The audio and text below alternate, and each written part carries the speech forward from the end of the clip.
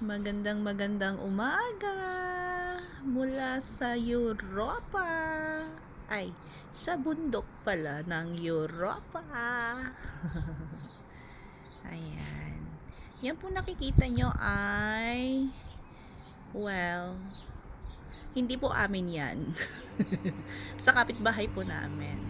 Meron pong maingay dahil sila ay nagdidilig ng ano po yan apple plantation hanggang dun sa tuktok. Dun naman po ay ubasan.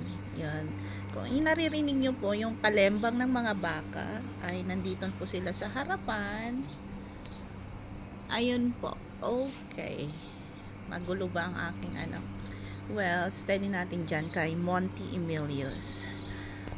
Gusto ko lang pong magpasalamat sa lahat ng sumuporta sa pamilya ni Joanna. Andun na sila sa Equatorial Guinea. Maraming salamat po. Hindi lang yung pinansyal, alam niyo pinakamahalaga yung paniniwala.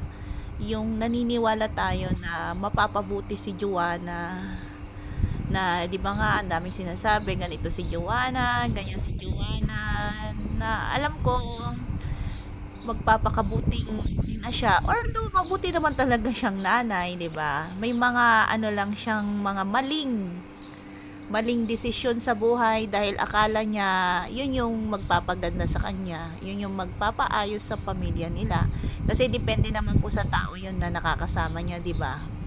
So, maraming salamat po sa pagmamahal sa pamilya ni Joanna. Okay, so nagsasabing ako si Doc Sheena or ako si Mommy Bear. O, edi maiinggit kayo kasi nasa Europa si Mommy Bear kung ako si Mommy Bear, di ba? Paano ba yan? US visa, hindi mo man lang makuha. Oh. Tapos, di ka pa makakuha ng Schengen papuntang Europe.